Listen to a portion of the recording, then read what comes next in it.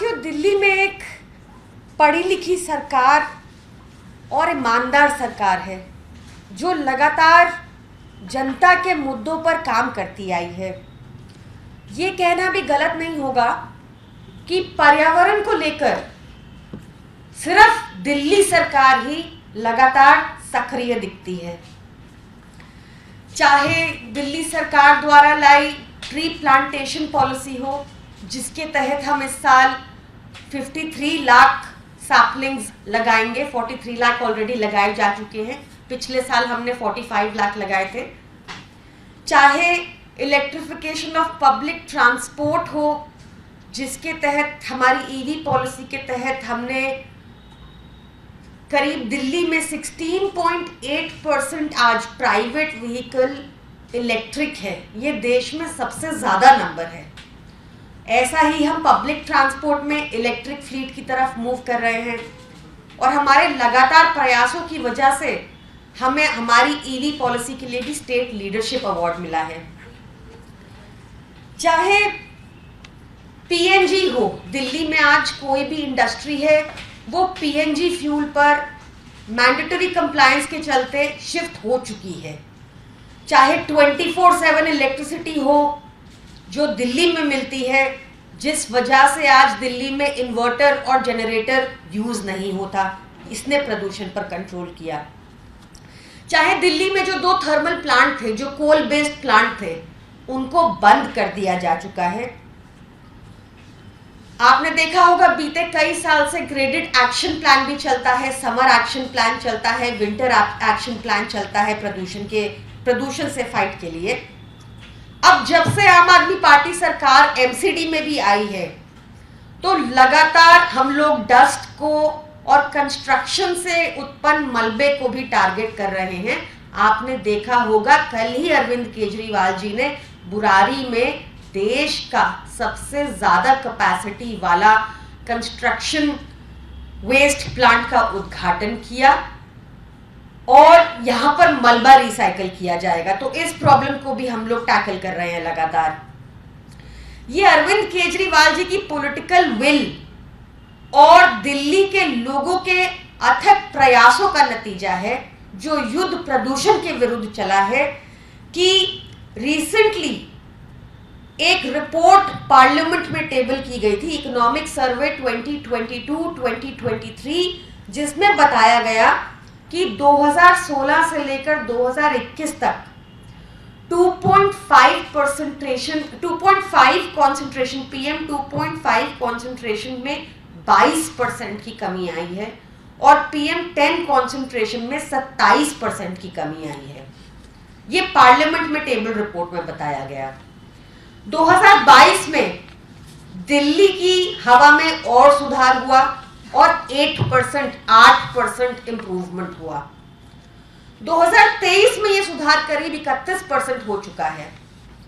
इसी वर्ष ministry of environment, forest and climate change ने एक रिपोर्ट छापी, जिसमें कहा गया कि बीते 8 वर्षों में, जिसमें कोविड पीरियड को इंक्लूड नहीं किया गया, बीते 8 वर्षों में दिल्ली की हवा 2023 में सबसे क्लीन रही, बेस्ट एयर क्वालिटी रही। पर हम इस प्रोग्रेस से खुश नहीं हैं। आज मैं आपको रियल टाइम डाटा अगर पढ़ के बताऊं जो AQI का चल रहा है, please bear with me for a second. मैं as we speak online real time data देख रही हूं और इसमें तीसरे नंबर पर मेरठ है, 8वें नंबर पर वलसाड़ है, 11वें नंबर पर अलवर है। ये top 100 most polluted cities in the world की बात कर रही हूं मैं। 13वें नंबर पर नवसारी है, 14वें नंबर पर हापुड़ है, 19वें नंबर पर सोनीपत है, 23 नंबर पर करनाल है, 24 नंबर पर सूरत है,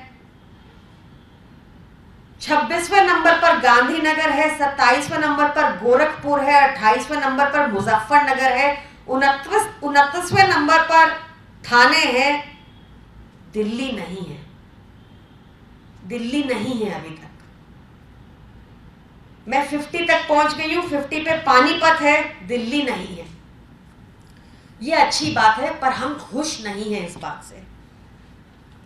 एक कंबाइंड एफर्ट की जरूरत है। आपने देखा होगा लगातार हम लोग एक जॉइंट एक्शन प्लान की डिमांड करते रहते हैं, पर यह आज तक हुआ नहीं है।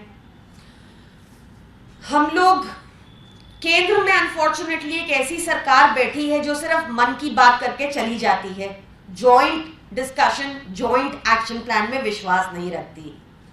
पर यह एक सच है कि हर साल अक्टूबर नवंबर में दिल्ली वालों को पराली का प्रदूषण झेलना पड़ता है। जैसे ही हमें पंजाब की जनता ने पंजाब में सेवा करने का मौका दिया, तो सबसे पहले हमारे मुख्यमंत्री सीएम भगवंत मान जी ने पराली के ऊपर, पराली का समाधान निकालने पर अनेकों स्टेप्स लिए, लगातार काम करना शुरू किया। इसका नतीजा पिछले साल भी देखा था, जब पराली प्रदूषण 2021 के मुकाबले कम था, और इस बार 2023 में हमने ऑलरेडी CAQM को एक रिपोर्ट सबमिट कर दी है, जहां हम सुनिश्चित करेंगे कि पराली का प्रदूषण पंजाब से कम 50% और कम हो। हमने 6 डिस्ट्रिक्ट्स भी पंजाब में बताई हैं उस CAQM रिपोर्ट में, जहां पर हम जीरो फार्म फायर सुनिश्चित करेंगे। ये डिस्ट्रिक्ट्स हैं होशियारपुर, मलेरकोटला, पठानकोट, रूपनगर, SAS नगर मोहाली और SBS नगर। दोस्तों, ये हम कैसे कर पा रहे हैं? पंजाब की सरकार ने ऐसा क्या किया? देखिए, हम सबको पता है कि ग्राउंड वाटर कंजर्वेशन के लिए पंजाब और हरियाणा ने राइस एंड व्हीट का जो हार्वेस्टिंग और सोइंग पीरियड होता है वो सुनिश्चित किया हुआ है एक एक्ट के तहत। इसके बाद जो क्लाइमेट चेंज देखने को मिल रहा है लगातार, उससे क्या हुआ कि ये जो विंडो है राइस को हार्वेस्ट करने की और व्हीट को सो करने की, ये और कंप्रेस हो गई और कम हो गई, जिस वजह से फार्मर्स अपनी व्हीट सो करने के लिए पराली को जला देते हैं। और वो ऐसा क्यों करते हैं? क्योंकि पिछली सरकारों ने ही उनको ये ज्ञान दिया था कि पराली जला देनी चाहिए।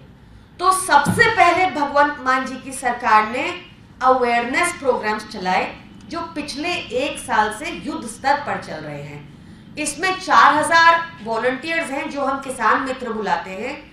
ये हर डिस्ट्रिक्ट, हर स्टेट लेवल पर जाकर किसानों को बताए, ऑप्शंस बताए कि सरकार उनके लिए क्या क्या कर रही है, कौन सी मशीनरी अवेलेबल है और पराली जलाना कैसे हार्मफुल है। और उन्होंने सुना, जब उनको पता ही नहीं था वो भी क्या करते बेचारे, उन्होंने सुना। और हमने अरविंद केजरीवाल जी की सरकार ने, भगवंत मान जी की सरकार में, इसमें 2 तरह के मेजर्स इस बार यूज में है। एक है इन सीटू और एक है एक्स सीटू। इन सीटू जैसा आप जानते हैं वो मेजर्स हैं जो ऑन साइट ही पराली का समाधान करेंगे।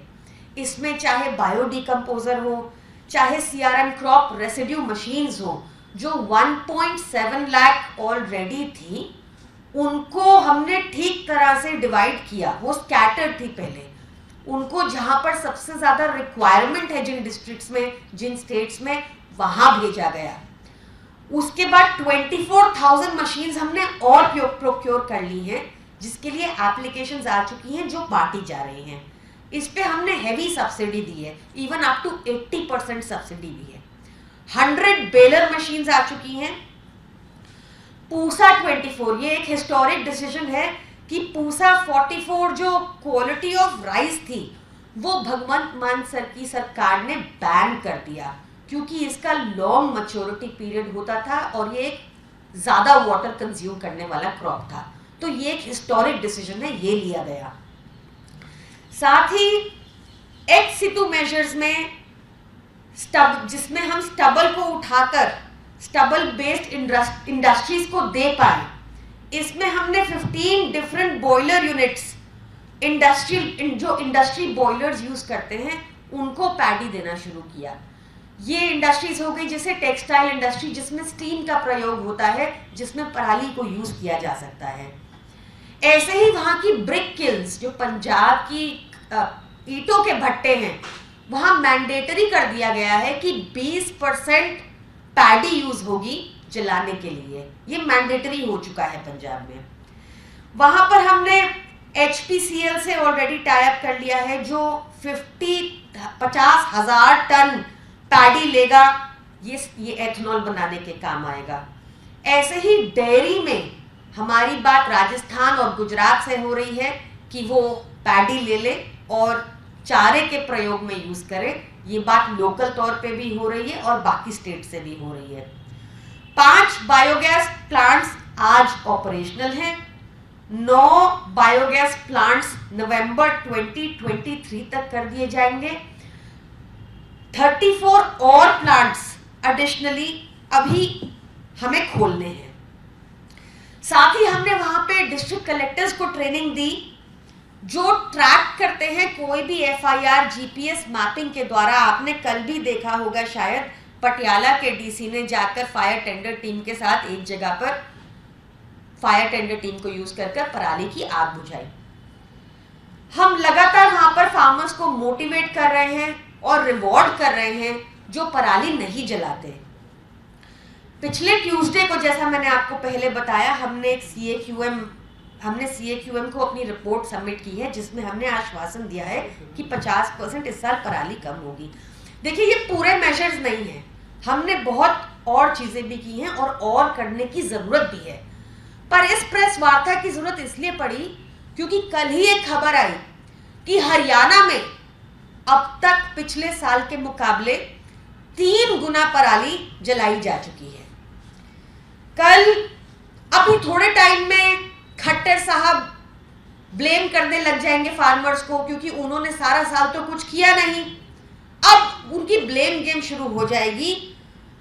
और ये देखिए ये क्या हो रहा था पिछली बीती मॉनसून सेशन में भी भाजपा के अपने विधायक हैं नंगल चौधरी कॉन्स्टिट्यूएंसी से, जिन्होंने साफ तौर पर कहा कि इंडस्ट्रियलाइजेशन के कारण बहुत एयर पोल्यूशन हो रहा है और उनको जवाब मिला कि अब मॉनिटरिंग होगी। वो 2023 में मॉनिटरिंग करने की बातें कर रहे हैं। अगर खट्टर साहब के पास कोई सोल्यूशन नहीं है दिल्ली वालों को साफ हवा देने का, पंजाब वालों को साफ हवा देने का, अपने ही क्षेत्र के लोगों को साफ हवा देने का, तो उनको तुरंत तौर पे रिजाइन कर देना चाहिए।